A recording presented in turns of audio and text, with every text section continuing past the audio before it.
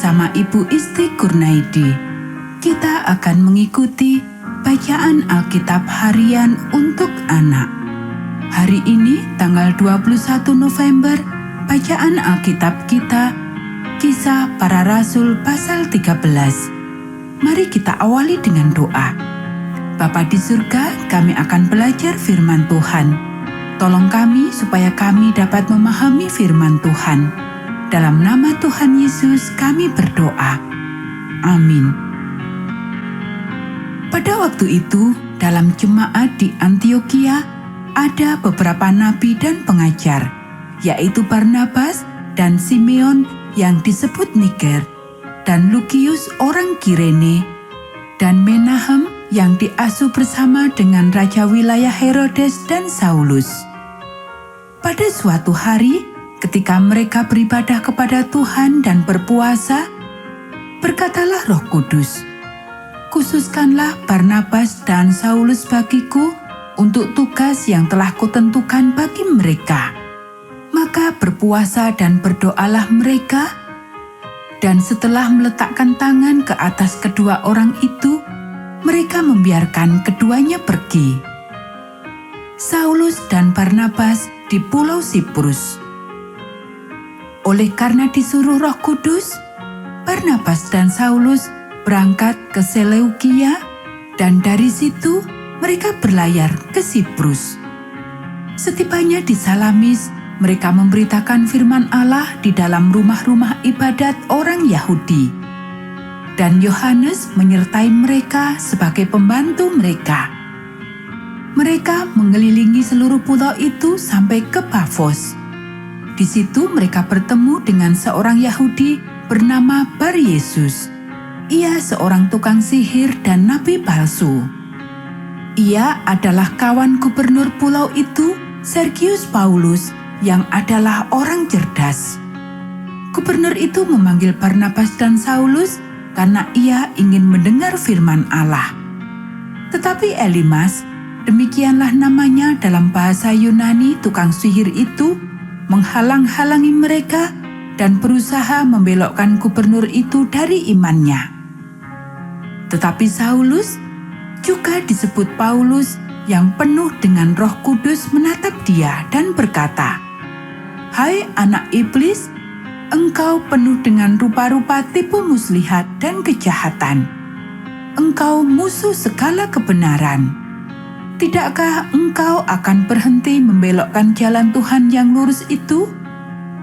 Sekarang lihatlah, tangan Tuhan datang menimpa engkau, dan engkau menjadi buta.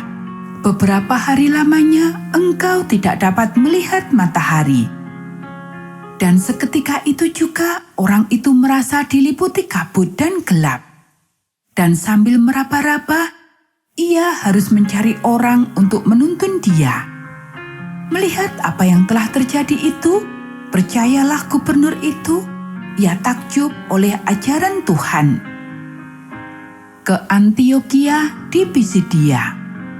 Lalu Paulus dan kawan-kawannya meninggalkan Pafos dan berlayar ke Perga di Pamfilia. Tetapi Yohanes meninggalkan mereka lalu kembali ke Yerusalem. Dari Perga, mereka melanjutkan perjalanan mereka lalu tiba di Antiokhia di Pisidia. Pada hari Sabat, mereka pergi ke rumah ibadat lalu duduk di situ. Setelah selesai pembacaan dari hukum Taurat dan kitab nabi-nabi, pejabat-pejabat rumah ibadat menyuruh bertanya kepada mereka, "Saudara-saudara, jikalau saudara-saudara ada pesan untuk membangun dan menghibur umat ini, silakanlah." Maka bangkitlah Paulus.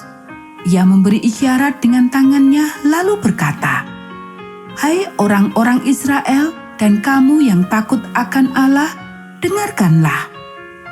Allah umat Israel ini telah memilih nenek moyang kita dan membuat umat itu menjadi besar ketika mereka tinggal di Mesir sebagai orang asing. Dengan tangannya yang luhur, ia telah memimpin mereka keluar dari negeri itu. 40 tahun lamanya ia sabar terhadap tingkah laku mereka di padang gurun.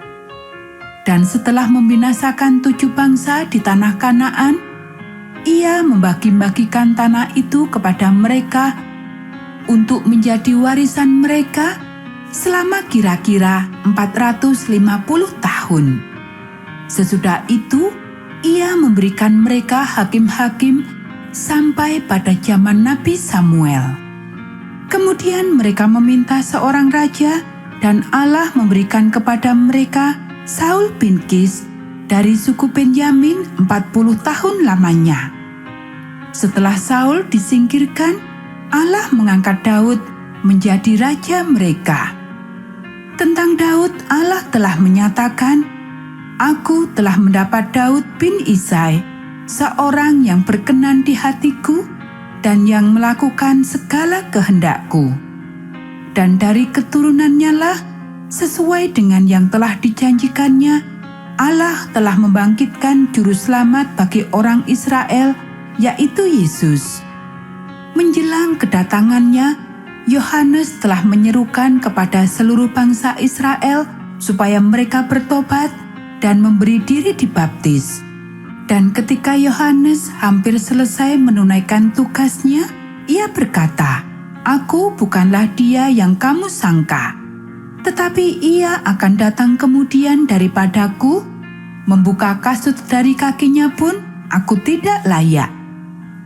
Hai saudara-saudaraku, baik yang termasuk keturunan Abraham maupun yang takut akan Allah, kabar keselamatan itu sudah disampaikan kepada kita. Sebab penduduk Yerusalem dan pemimpin-pemimpinnya tidak mengakui Yesus. Dengan menjatuhkan hukuman mati atas Dia, mereka menggenapi perkataan nabi-nabi yang dibacakan setiap hari Sabat.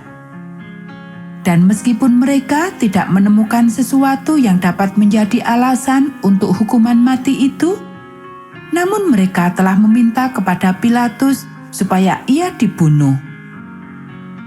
Dan setelah mereka menggenapi segala sesuatu yang ada tertulis tentang Dia, mereka menurunkan Dia dari kayu salib, lalu membaringkannya di dalam kubur. Tetapi Allah membangkitkan Dia dari antara orang mati.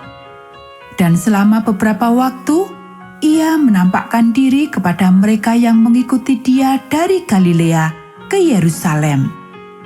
Mereka itulah yang sekarang menjadi saksinya bagi umat ini. Dan kami sekarang memberitakan kabar kesukaan kepada kamu, yaitu bahwa janji yang diberikan kepada nenek moyang kita telah digenapi Allah kepada kita, keturunan mereka, dengan membangkitkan Yesus, seperti yang ada tertulis dalam Mazmur kedua. "Anakku engkau, aku telah memperanakkan engkau pada hari ini." Allah telah membangkitkan Dia dari antara orang mati, dan Ia tidak akan diserahkan kembali kepada kebinasaan. Hal itu dinyatakan oleh Tuhan dalam firman ini, "Aku akan menggenapi kepadamu janji-janji yang kudus yang dapat dipercayai yang telah kuberikan kepada Daud."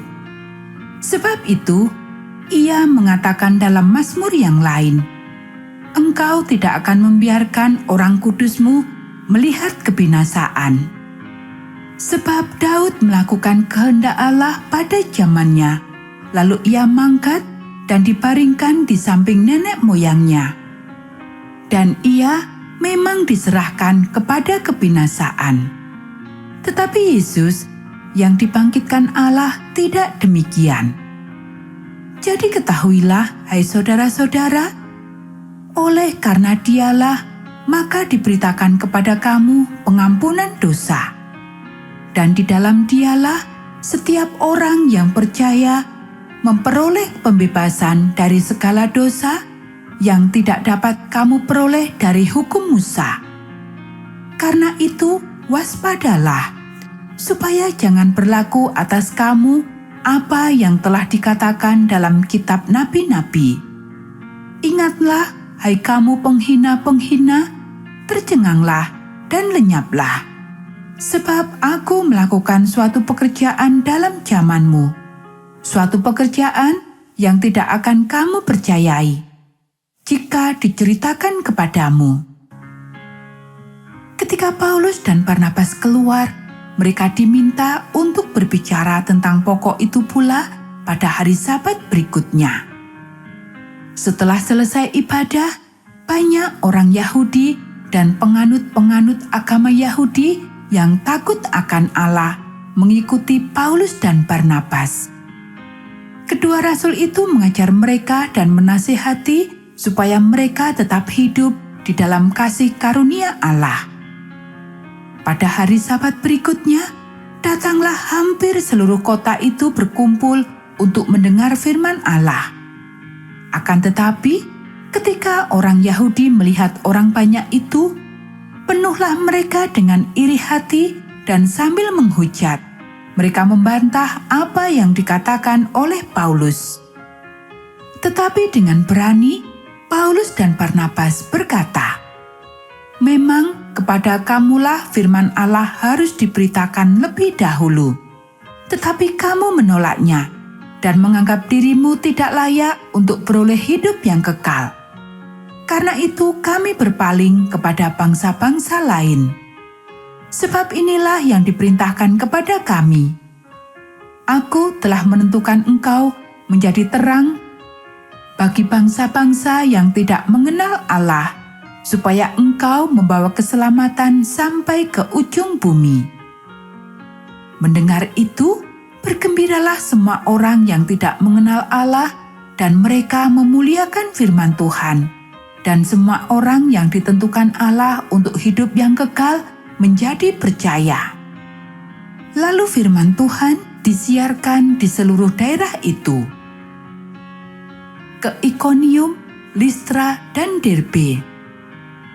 Orang-orang Yahudi menghasut perempuan-perempuan terkemuka yang takut akan Allah dan pembesar-pembesar di kota itu, dan mereka menimbulkan penganiayaan atas Paulus dan Barnabas dan mengusir mereka dari daerah itu.